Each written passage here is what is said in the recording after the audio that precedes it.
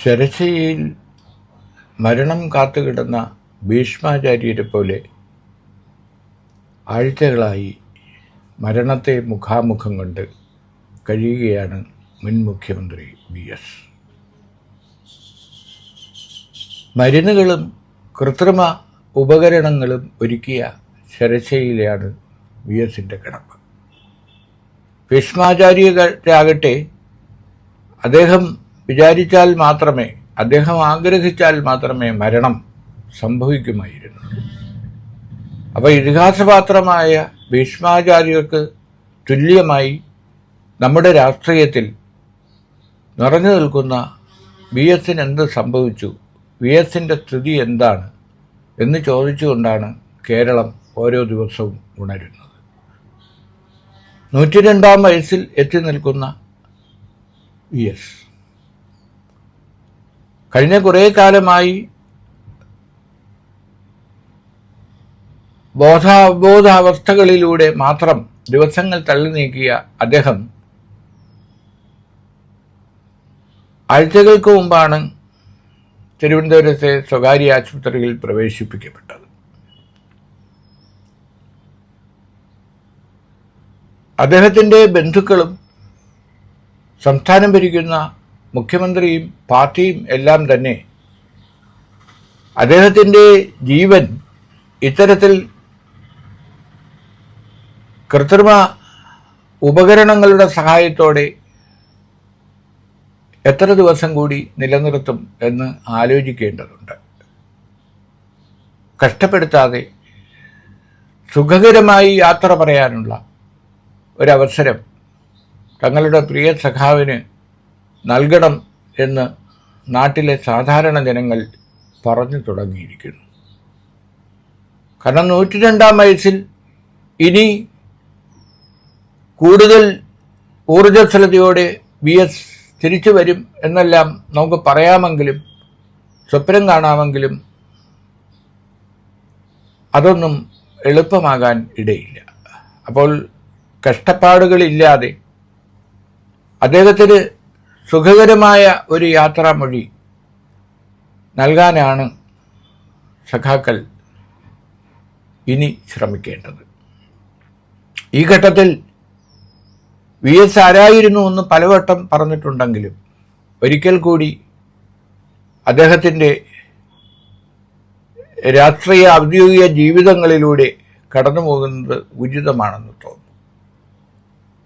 സാധാരണക്കാരിൽ സാധാരണക്കാരനായ ഒരു ദരിദ്ര കുടുംബത്തിൽ ജനിച്ച് ബാല്യത്തിൽ തന്നെ അച്ഛനും അമ്മയും നഷ്ടപ്പെട്ട് ഏകരായിപ്പോയ അദ്ദേഹത്തെ രാഷ്ട്രീയത്തിലേക്ക് കൈപിടിച്ചുയർത്തിയത് P. കൃഷ്ണപിള്ള എന്ന സഖാവാണ്. P. കൃഷ്ണപിള്ളയുടെ കണ്ടെത്തൽ തെറ്റായില്ല. വയലാർ സമര നായകനായി മാറിയ VS ഒരു കാലത്ത് ഫാക്ടറി തൊഴിലാളിയും കർഷക തൊഴിലാളിയും തയ്യൽ തൊഴിലാളിയുമായിരുന്നു. അപ്പോൾ അദ്ദേഹത്തെ ബ്രിട്ടീഷ് പട്ടാളം പീഡിപ്പിച്ച് കാലിൽ ബയണറ്റ് കുത്തി ഇറക്കി മരിച്ചു എന്ന് കരുതി കാട്ടിലേക്ക് വലിച്ചെറിഞ്ഞു. കാട്ടിൽ ഉപേക്ഷിക്കപ്പെട്ട നിലയിൽ കിടന്ന VSനെ ഒരു സഖാവാണ് ജീവനുണ്ടെന്ന് കണ്ട് ആശുപത്രിയിൽ എത്തിച്ചത്. അദ്ദേഹം ജീവിതത്തിലേക്ക് തിരിച്ചു വന്നു. അതിനുശേഷം അദ്ദേഹം സമരമുഖങ്ങളിൽ തലയുയർത്തി നിന്നു. കേരളത്തിൻ്റെ പ്രതിപക്ഷ നേതാവെന്ന നിലയിൽ, ഇടതുമുന്നണി കൺവീനർ എന്ന നിലയിൽ, കേരളത്തിൻ്റെ മുഖ്യമന്ത്രി എന്ന നിലയിൽ, പാർട്ടിയുടെ CPMൻ്റെ സംസ്ഥാന സെക്രട്ടറി എന്ന നിലയിൽ അദ്ദേഹം നടത്തിയ പ്രവർത്തനങ്ങളെല്ലാം തന്നെ മലയാളിക്ക് മറക്കാനാവാത്തതാണ്. വെട്ടിനിരത്തൽ സമരത്തിലൂടെയാണ് VS ആദ്യമായി മാധ്യമങ്ങളിൽ നിറഞ്ഞത്. നെൽപ്പാടങ്ങൾ ഒഴിവാക്കിക്കൊണ്ട് കെട്ടിടങ്ങളും മറ്റ് കൃഷികളും നടത്തുന്നത്, നാണ്യവിളകളും മറ്റും നടത്തി പാലക്കാട്ടെയും കുട്ടനാട്ടെയും നെൽപ്പാടങ്ങൾ ഒഴിവാക്കുന്നത് മലയാളിക്ക് ചേർന്നതല്ല, നമ്മുടെ സംസ്കാരത്തിന് ചേർന്നതല്ല, അത് കർഷകരെ പ്രതിസന്ധിയിലാക്കും എന്ന് പറഞ്ഞുകൊണ്ടാണ് അദ്ദേഹം വെട്ടിനിരത്തൽ സമരം ആരംഭിച്ചത്. ആദ്യഘട്ടത്തിൽ എല്ലാവരും അതിനെ എതിർത്തു. കാരണം ഒരിക്കലും CPM പോലൊരു പാർട്ടി അങ്ങനെ വെട്ടിനിരത്തൽ സമരം നടത്താൻ പാടില്ല എന്ന് പറഞ്ഞു. പക്ഷേ പിന്നീട് പരിസ്ഥിതിക്കും മറ്റുമുള്ള പ്രാധാന്യം, കൃഷിക്കുള്ള പ്രാധാന്യം വ്യക്തമായതോടെ VSന്റെ നിലപാടായിരുന്നു ശരിയെന്ന് മാധ്യമങ്ങൾക്ക്, വിമർശകർക്ക് പിന്നീട് സമ്മതിക്കേണ്ടി വന്നു. അതിനുശേഷമാണ് ഒരു പതിറ്റാണ്ടോളം പാർട്ടി സെക്രട്ടറി ആയിരുന്ന VS ഇടതുമുന്നണി കൺവീനറായി വരുന്നത്. എന്താണ് ഭരിക്കുന്ന അല്ലെങ്കിൽ പ്രതിപക്ഷത്തിരിക്കുന്ന ഒരു മുന്നണിയെ നയിക്കുന്ന കൺവീനറുടെ ജോലി എന്ന് ആദ്യം കേരളീയർ കണ്ടത് VSലൂടെയാണ്. കൺവീനറായിരിക്കെ അദ്ദേഹം നടത്തിയ യാത്രകൾ, അദ്ദേഹം നടത്തിയ ഇടപെടലുകൾ വലിയ മാറ്റങ്ങൾക്ക്, വലിയ വിവാദങ്ങൾക്ക് വഴിവെച്ചിട്ടുണ്ട്. മതികെട്ടാൻമലയിലേക്കുള്ള യാത്ര, പറമ്പിക്കുളം യാത്ര, തമിഴ്നാട് പറമ്പിക്കുളം വെള്ളം ചോർത്തിക്കൊണ്ട് അനധികൃതമായി കെട്ടിപ്പൊക്കിയ വൈദ്യുതി നിലയത്തിലേക്ക് കടന്നു കയറി ഉള്ള പരിശോധന, മുല്ലപ്പെരിയാർ കരാർ ലംഘനം സംബന്ധിച്ച് നടത്തിയ യാത്രകൾ, അവിടെ നടത്തിയ ഇടപെടലുകൾ, അതുപോലെ അഴിമതിക്കെതിരെ നടത്തിയ സന്ധിയില്ലാത്ത സമരങ്ങൾ, ഇടമലയാർ അഴിമതി കേസ് സുപ്രീം കോടതി വരെ വാദിച്ച് മുൻമന്ത്രിയായിരുന്ന R ബാലകൃഷ്ണപിള്ളയെ കേരള ചരിത്രത്തിൽ ആദ്യമായ ഒരു രാഷ്ട്രീയ നേതാവ് അഴിമതിയുടെ പേരിൽ ജയിലിലാകുന്നത് ആ കേസിലാണ്. അപ്പോൾ Idamalayar case, Brahmapuram case, leader ഉൾപ്പെടെയുള്ളവരെ പ്രതിക്കൂട്ടിലാക്കിയ പോമോയിൽ അഴിമതി കേസ്, ഇരുമ്പരി കേസ്, അങ്ങനെ തുടങ്ങി എന്തെല്ലാം അഴിമതി കേസുകളാണ് നിയമസഭയ്ക്കകത്തും പുറത്തും അദ്ദേഹം രേഖകൾ നിരത്തിക്കൊണ്ട് പുറത്തു കൊണ്ടുവന്നത്. അദ്ദേഹത്തിൻ്റെ ഇടപെടലിനെ തുടർന്ന് എത്രയോ മന്ത്രിമാർക്ക് രാജിവെക്കേണ്ടി വന്നു. അങ്ങനെയുള്ള VS ഒടുവിൽ മുഖ്യമന്ത്രി സ്ഥാനത്തേക്ക് മത്സരിച്ച മാരാരിക്കുളത്ത് അട്ടിമറിക്കപ്പെട്ടു. ആദ്യമായും അവസാനമായും മാരാരിക്കുളം തിരഞ്ഞെടുപ്പിൽ അദ്ദേഹം പരാജയപ്പെട്ടു. അതൊരട്ടിമറിയായിരുന്നു. നിസ്സാര വോട്ടുകൾക്ക് ഫ്രാൻസിസ് എന്ന കോൺഗ്രസ് നേതാവിനോട് VS പരാജയപ്പെട്ടത് ചരിത്രം. അടുത്ത കാലത്താണ് എതിരാളിയായിരുന്ന ഫ്രാൻസിസ് മരിച്ചത്. അപ്പോഴും VS ആശുപത്രി കിടക്കയിൽ രോഗങ്ങളുമായി മല്ലിട്ട് കഴിയുകയാണ്. അതിനുശേഷം അദ്ദേഹം സ്ഥാനാർത്ഥിയാകണോ വേണ്ടയോ എന്ന ചർച്ച PBയിലെത്തിയപ്പോൾ PB അംഗങ്ങളായ പിണറായിയും VSും മത്സരിക്കേണ്ട എന്ന് പ്രകാശ് കാരാട്ട് ജനറൽ സെക്രട്ടറി ആയിരുന്ന PB തീരുമാനമെടുത്തു. ആ തീരുമാനത്തിനെതിരെ വലിയ ജനരോഷമാണ് കേരളത്തിലുണ്ടായത്. പ്രഗത്ഭരായ സാംസ്കാരിക നായകർ നേരിട്ട് പാർട്ടി നേതാക്കൾക്ക് കത്തെഴുതി. ജസ്റ്റിസ് VR കർഷകരും സുകുമാർ അഴീക്കോടും ഉൾപ്പെടെയുള്ളവർ കാരാട്ടിനെ നേരിട്ടെഴുതുകയായിരുന്നു. പാർട്ടി ജില്ലാ കമ്മിറ്റികൾ VSനെ സ്ഥാനാർത്ഥിയാക്കണമെന്ന് ആവശ്യപ്പെട്ട് പ്രമേയങ്ങൾ പാസാക്കി. VSന്റെ വസതിയിലേക്ക് നേതാക്കളും ജനങ്ങളും ഒഴുകിയെത്തി. ഇതെല്ലാം കണ്ടപ്പോഴാണ് ചരിത്രത്തിലാദ്യമായി CPM എന്ന പാർട്ടി, ഉരുക്കുമറയുള്ള പാർട്ടി, ജനഹിതത്തിന് വഴങ്ങി VSനെ മലമ്പുഴയിൽ സ്ഥാനാർത്ഥിയാക്കിയത്. മലമ്പുഴയിലെ ആദ്യ മത്സരത്തിലും VSനെ അട്ടിമറിക്കാൻ ഒരു മാരാരിക്കുളം മോഡൽ ഓപ്പറേഷൻ നടന്നു. ആ അട്ടിമറി വിവരം ലഭിച്ചപ്പോൾ അത് VSനെ യഥാർത്ഥത്തിൽ അറിയിക്കാനുള്ള ഭാഗ്യം എനിക്കുണ്ടായി. ആ വിവരം അറിയിച്ചപ്പോൾ എല്ലാം ശ്രദ്ധയോടെ കേട്ട VS പറഞ്ഞത്, താൻ എങ്ങനെ അങ്ങനെ പറയും എന്നാണ്. ഞാൻ അന്വേഷിക്കട്ടെ.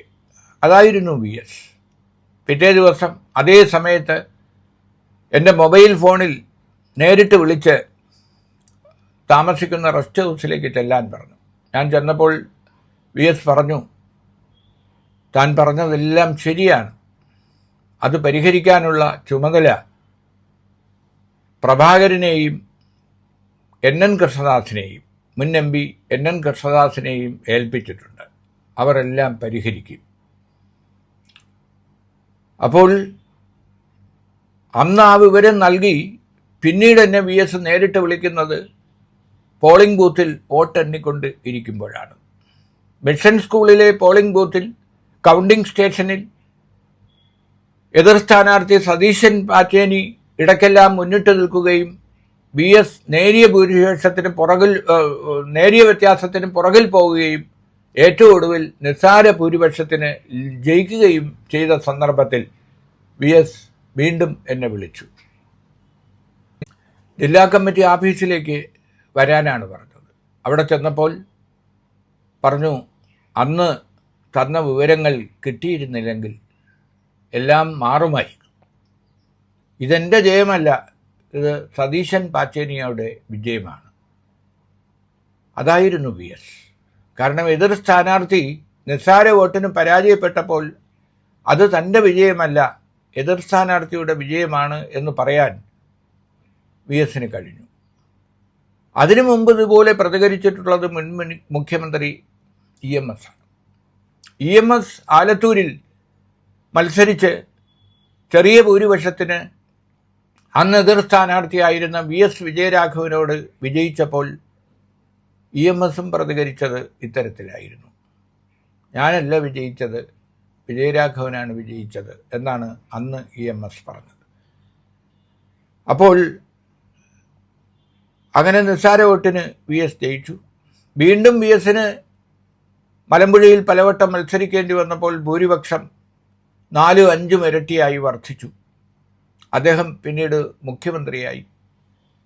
മുഖ്യമന്ത്രിയുമായി VS അധികാരമേറ്റപ്പോൾ എല്ലാവർക്കും സംശയമായിരുന്നു, സ്കൂൾ വിദ്യാഭ്യാസം മാത്രമുള്ള VS വേണ്ട രീതിയിൽ പ്രവർത്തിക്കുമോ, അദ്ദേഹത്തിന് ഫയലുകൾ പഠിച്ചാൽ മനസ്സിലാകുമോ. പക്ഷേ VSനുണ്ടായിരുന്നൊരു പ്രത്യേകത, തനിക്ക് അറിഞ്ഞുകൂടാത്ത കാര്യങ്ങൾ അറിയുന്ന ആളുകളുമായി ചോദിച്ച് മനസ്സിലാക്കാനും പഠിക്കാനുമുള്ള കഴിവ് അദ്ദേഹത്തിന് ഉണ്ടായിരുന്നു. അതിനുദാഹരണമായി പറയാനുള്ളത് ഡോക്ടർ കുഞ്ഞാമൻ, സാമ്പത്തിക വിദഗ്ധനായിരുന്ന, ഒരു വർഷം മുമ്പ് നമ്മോട് യാത്ര പറഞ്ഞ പ്രൊഫസർ ഡോക്ടർ കുഞ്ഞാമൻ ഒരിക്കൽ ഒരു സെമിനാറിൽ പങ്കെടുത്തപ്പോൾ മുഖ്യമന്ത്രിയായിരുന്ന VSും സെമിനാറിലുണ്ടായിരുന്നു. അപ്പോൾ വളരെ ശ്രദ്ധിച്ചാണ് കുഞ്ഞാമൻ സംസാരിച്ചത്. കാരണം അക്കാഡമിക് പദങ്ങൾ ഒഴിവാക്കി, ജാർഗൺസ് ഒഴിവാക്കി, എല്ലാവർക്കും മനസ്സിലാവുന്ന ഭാഷയിൽ ലളിതമായി കുഞ്ഞാമൻ കാര്യങ്ങൾ പറഞ്ഞു. കാരണം ഉദ്ഘാടകൻ മുഖ്യമന്ത്രി VS ആണ്. അപ്പോൾ എല്ലാം കഴിഞ്ഞ് VS എന്തു പറയും എന്നായിരുന്നു കുഞ്ഞാമൻ്റെ ആശങ്ക.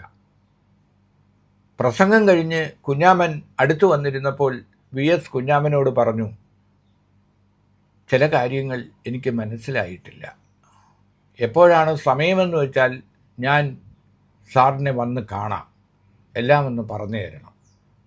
അപ്പോൾ ഡോക്ടർ കുഞ്ഞാമൻ പറഞ്ഞു, ഒരിക്കലും CM എൻ്റെ അരികിലേക്ക് വരണ്ട, ഞാൻ വീട്ടിലേക്ക് വരാം. അങ്ങനെ കുഞ്ഞാമൻ VSൻ്റെ വീട്ടിലേക്ക് പോവുകയും ആ പ്രഭാഷണത്തിലുണ്ടായിരുന്ന സംശയങ്ങളെല്ലാം VS ചോദിക്കുകയും അതെല്ലാം കുഞ്ഞാമൻ വിശദീകരിക്കുകയും ചെയ്തു. ഇക്കാര്യം ഡോക്ടർ കുഞ്ഞാമൻ തന്നെയാണ് എന്നോട് പറഞ്ഞത്. അതായിരുന്നു VS. അങ്ങനെ മുഖ്യമന്ത്രി എന്ന നിലയിൽ അദ്ദേഹം തിളങ്ങി. പക്ഷേ മുഖ്യമന്ത്രിയായ VSന് ആഭ്യന്തരം നൽകിയില്ല, വിജിലൻസ് വകുപ്പ് നൽകിയില്ല. അദ്ദേഹത്തിൻ്റെ ഇടവും ബലവും പാർട്ടി സെക്രട്ടറി പിണറായി വിജയൻ്റെ രഹസ്യ ചാരന്മാരെ ഇരുത്തി VSൻ്റെ സ്റ്റാഫുകളെ ഓരോരുത്തരെയായി പലപ്പോഴും ഒഴിവാക്കി. പാർട്ടി അവർക്ക് വേണ്ടപ്പെട്ട പിണറായിയുടെ വിശ്വസ്തന്മാരെ VSൻ്റെ സ്റ്റാഫുകളായി നിയോഗിച്ചു. ഏറ്റവും ഒടുവിൽ VSൻ്റെ നിഴലായി എന്നും കൂടെ ഉണ്ടായിരുന്ന സുരേഷിനെ പോലും ഒഴിവാക്കുന്ന ഘട്ടങ്ങളുണ്ടായി. അങ്ങനെ എല്ലാ അധികാരവും ഉണ്ടായിരുന്നിട്ടും പല അധികാരങ്ങളും നഷ്ടപ്പെട്ടുകൊണ്ടാണ് മുഖ്യമന്ത്രി എന്ന നിലയിൽ അദ്ദേഹം പ്രവർത്തിച്ചത്. ഒരേ സമയം മുഖ്യമന്ത്രിയുടെ റോളും പ്രതിപക്ഷ നേതാവിൻ്റെ റോളും VS വഹിച്ചിരുന്നു. മുഖ്യമന്ത്രി ആയിരിക്കെ തന്നെ പാർട്ടിക്കുള്ളിലും മന്ത്രിമാരുമായും കലഹിക്കുകയും അഭിപ്രായ വ്യത്യാസങ്ങൾ രേഖപ്പെടുത്തുകയും അങ്ങനെ മുന്നോട്ട് പോകുകയും ചെയ്തു. പക്ഷേ ആ 5 കൊല്ലം നമ്മുടെ കേരള ഭരണത്തിൽ അലോസരങ്ങളില്ലാതെ, അഴിമതി ആരോപണങ്ങളില്ലാതെ വളരെ വിജയകരമായി പൂർത്തിയാക്കിയ 5 വർഷങ്ങളാണ്.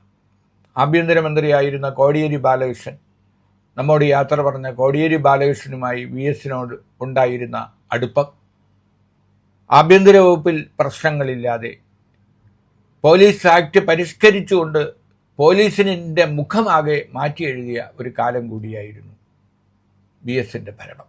പക്ഷേ സ്ത്രീ പീഡകരെ, അഴിമതിക്കാരെ കയ്യാമം വെച്ച് ഞാൻ തെരുവിലൂടെ നടത്തും എന്ന് പ്രതിപക്ഷ നേതാവായിരുന്നപ്പോൾ VS പറഞ്ഞിരുന്നു. പക്ഷേ മുഖ്യമന്ത്രിയായപ്പോൾ അദ്ദേഹത്തിന് ആ വാക്ക് പാലിക്കാൻ കഴിഞ്ഞില്ല.